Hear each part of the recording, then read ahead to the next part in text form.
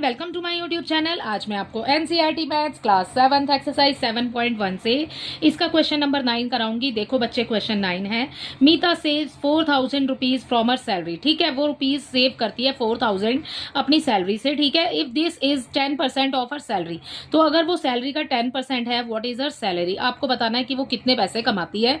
ठीक है, उसकी मंथली सैलरी क्या है।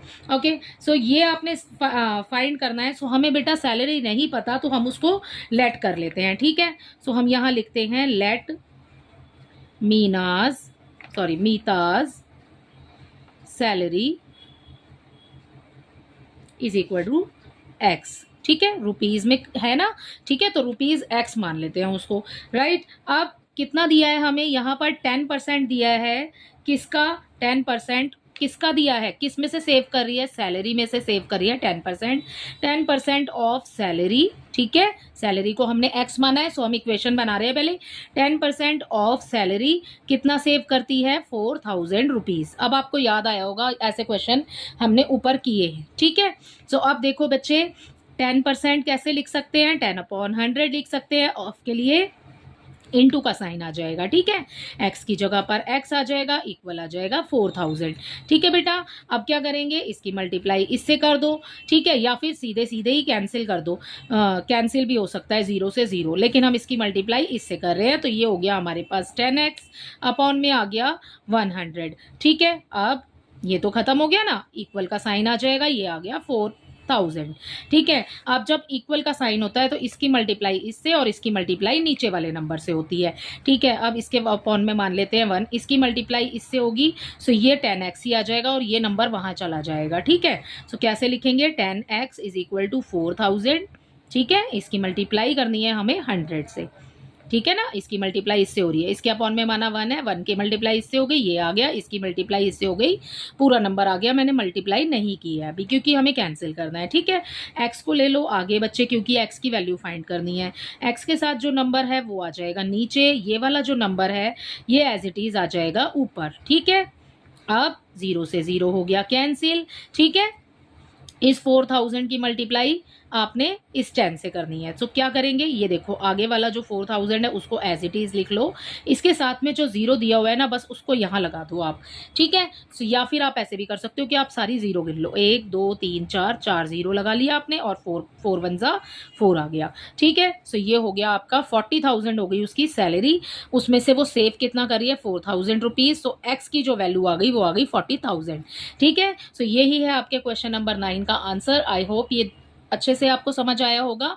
इसका नेक्स्ट क्वेश्चन देखते हैं बच्चे। Question number 10 is a local cricket team played 20 matches in 1 season. ठीक है, एक लोकल क्रिकेट टीम है जो कि 20 मैचेस खेल रही है एक सीजन में। ठीक है, इट वन 25% ऑफ देम, और वो उसमें से जीतती कितना है? 25%। How many matches did they win? तो आपको बताना है, नंबर ऑफ मैचेस बताना है। परसेंट में तो आपको बुक में दिया हुआ है, आपको यहाँ पर नंबर ऑफ मैचेस उसने कितने जीते हैं वो बताने हैं। सो यहां कर रहे हैं अपना सॉल्यूशन नंबर 10। तो देखो बच्चे कैसे करेंगे इसको। यहां पर हमें टोटल नंबर ऑफ मैचेस दिए हुए हैं 20। ठीक है, सो हम यहां सबसे पहले लिख लेते हैं टोटल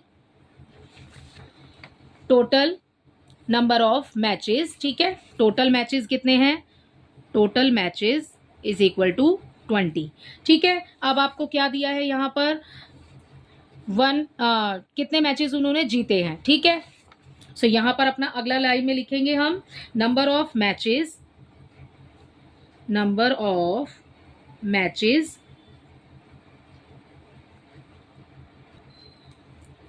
1 बाय देम। ठीक है बेटा, नंबर ऑफ मैचेस नहीं है, क्योंकि यहाँ पर हमें परसेंट में दिया है, सो हम यहाँ परसेंटेज लिखते हैं। ठीक है, नंबर ऑफ मैचेस नहीं लिखते, परसेंटेज लिखते हैं। Percentage of matches 1 by them is equal to 25%। ठीक है, अब देखो हमारी इक्वेशन इजीली बन जाएगी। 25% को हम कैसे लिख सकते हैं? 25/100। ठीक है, टोटल मैचेस कितने हैं उसकी मल्टीप्लाई कर दो। ठीक है, सो कैंसिल हो गया, 0 से 0, 2 1 जा 2 हो गया, 2 5 जा 10 हो गया, 5 1 जा 5 हो गया, 5 5 जा 25 हो गया। सो नंबर टोटल परसेंटेज आपको 25 दी थी। अब हमने फाइंड क्या किया है इस क्वेश्चन के अंदर? Number of matches one by them, ठीक है। सो ये आ गया आपका लास्ट में आंसर। सो 5 आ गया यहाँ पर। सो हम यहाँ लास्ट में लिख देंगे, so the number of matches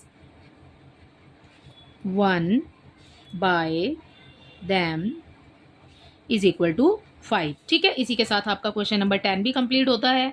I hope ये क्वेश्चन आपको अच्छे से समझ आया होगा। Thank you.